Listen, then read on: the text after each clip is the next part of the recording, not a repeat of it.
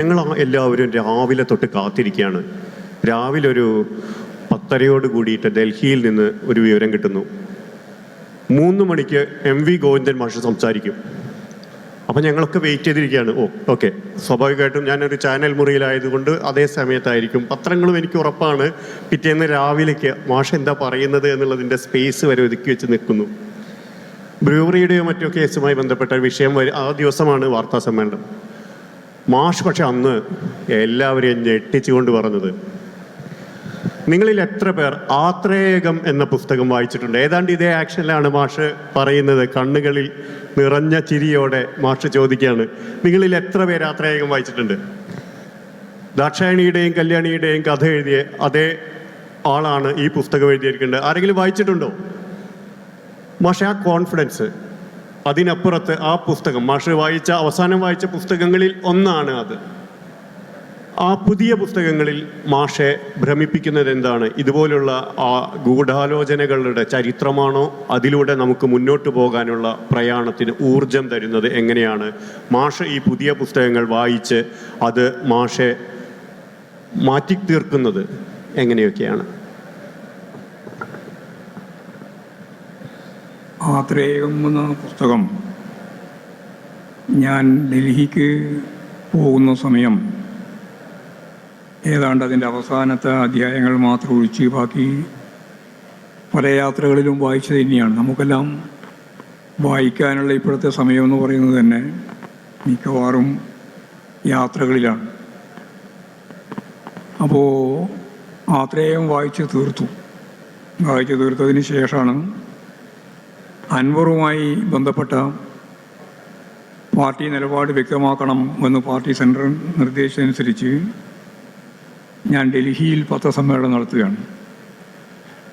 ഡൽഹിയിൽ പത്രസമ്മേളനം നടത്തിയപ്പോൾ കാര്യങ്ങളെല്ലാം ഞാൻ എന്തുകൊണ്ടാണ് അൻവറിനോട് പാർട്ടി ഈ നിലപാട് പൂർണ്ണമായും ബന്ധം വിച്ഛേദിച്ചുകൊണ്ടുള്ള നിലപാട് സ്വീകരിക്കുന്നത് എന്ന് പറഞ്ഞതിന് ശേഷം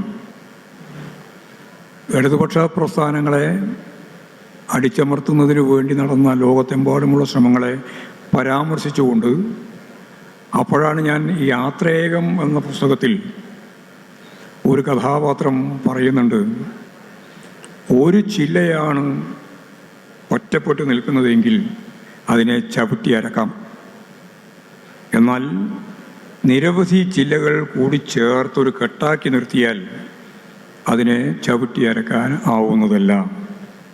ഒരു കഥാപാത്രം ആത്രേയകം എന്ന നോവലിൽ പറയുന്ന പ്രസക്തമായ ആ ഭാഗം കമ്മ്യൂണിസ്റ്റ് പാർട്ടിയുമായിട്ട് ബന്ധപ്പെട്ട ഒരു പ്രസ്ഥാനത്തെ ഒറ്റപ്പെട്ട നിലയിലല്ല നിങ്ങൾ കാണേണ്ടത്. അത് കൂട്ടായ, ഞാൻ നേരത്തെ പറഞ്ഞ പോലെ ചില്ലകൾ കൂട്ടിച്ചേർത്ത് വെച്ച ഒരു മഹാപ്രസ്ഥാനം എന്ന രീതിയിലാണ്. അതിനെ നിങ്ങൾക്ക് തകർക്കാനാവില്ല എന്ന് ആത്രേയം എന്ന നോവലിലെ ഒരു കഥാപാത്രം ഉന്നയിച്ച പ്രശ്നം വെച്ചുകൊണ്ട് പറയാൻ വേണ്ടിയിട്ടാണ് ഞാൻ ആ പത്രസമ്മേളനത്തിൽ ആ പരാമർശം നടത്തിയത്. ആ പരാമർശം നടത്തിയത് പിന്നീട് അത് മാതൃഭൂമി പ്രസിദ്ധീകരണമാണ്. അതിനു മുമ്പുള്ള അവരുടെ പുസ്തകവും മാതൃഭൂമി തന്നെയാണ് പ്രസിദ്ധീകരിച്ചത്. ദാക്ഷായണിയും കല്യാണിയും എന്ന് പറയുന്ന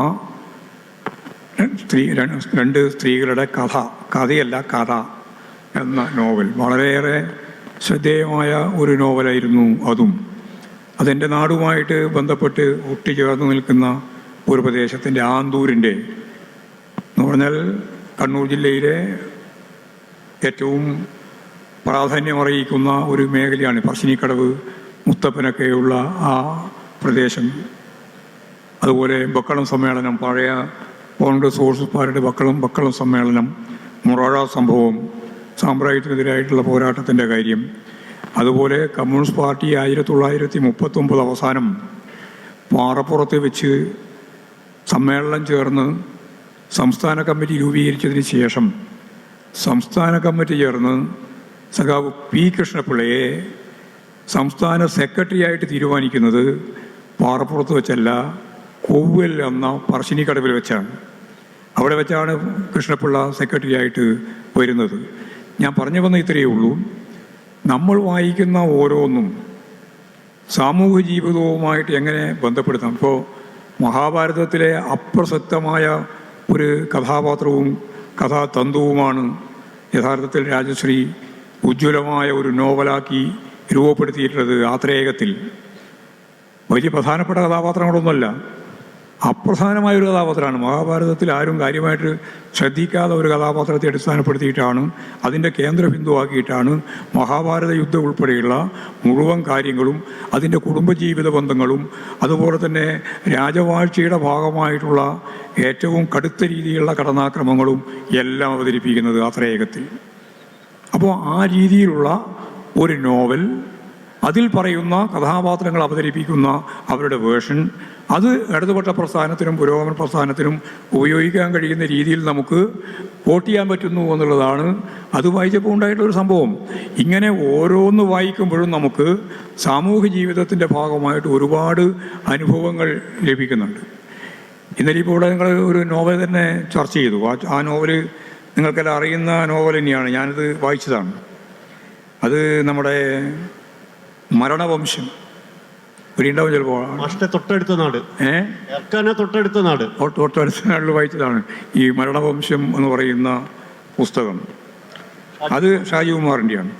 ഷാജികുമാറാണ് ഇന്നലെ ഞാൻ നേരത്തെ പറഞ്ഞ കാര്യം പറഞ്ഞത്. ഷാജികുമാറിൻ്റെ ആ പുസ്തകം യഥാർത്ഥത്തിൽ എൻ്റെ വ്യക്തി ജീവിതവുമായിട്ട് ഉൾപ്പെടെ ബന്ധപ്പെട്ട് നിൽക്കുന്ന ഒരു ഭൂമികയിൽ നിന്ന് എഴുതപ്പെട്ട നോവലാണ്. ഞാനത് അദ്ദേഹത്തെ തന്നെ വിളിച്ചു. എനിക്ക് പരിചയമുണ്ടായിരുന്നില്ല മുമ്പ്. ഞാൻ ആ നോവൽ വായിച്ചതിന് ശേഷം അദ്ദേഹത്തെ ഞാൻ വിളിച്ചു. കാസർഗോഡ് മേഖലയിൽ CPIMൻ്റെ ഏരിയ സെക്രട്ടറി ആയിട്ട് വർക്ക് ചെയ്ത ഒരാളാണ് ഞാൻ. കണ്ണൂരിൽ നിന്ന് പോയിട്ട് അവിടെ പോയി വർക്ക് ചെയ്ത ഘട്ടത്തിലുള്ള സംഭവ പരമ്പരകളെ ചേർത്തിണക്കിയിട്ട് എഴുതിയിട്ടുള്ള ഒരു നോവലാണ് ഈ മരണവംശം എന്ന് പറയുന്ന നോവൽ. അതിന് ഇന്നലെ അദ്ദേഹം വ്യാഖ്യാനിച്ചുകൊണ്ട് സ്വാഭാവികമായിട്ടും അതിൻ്റെ അപ്പുറത്തുള്ളതിനെ കൂടി ചേർത്തിട്ടുണ്ട്. എന്ന് പറഞ്ഞാൽ നമ്മുടെ പൂരക്കളി, മറത്തുകളി ഉൾപ്പെടെയുള്ള അതിൻ്റെ നിറങ്ങളെ സംബന്ധിച്ചെല്ലാം ഇന്നലെ പറയുന്ന നിലയുണ്ടായി.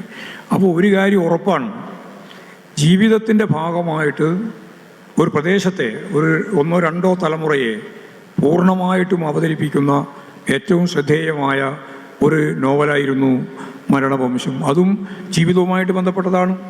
അവിടെയുള്ള മാടമ്പി തരങ്ങൾക്കെതിരായിട്ട് ജനങ്ങൾ ചെറുത്തു നിൽക്കുകയും അതിൻ്റെ ഭാഗമായിട്ട് നിരവധിയായ സംഭവ പരമ്പരകളിൽ നിരവധിയായ കൊലപാതക ശൃംഖലകൾ ഒക്കെ ചേർത്ത് വെച്ചപ്പോഴാണ് മരണമുഖം യഥാർത്ഥത്തിലുണ്ടായത്.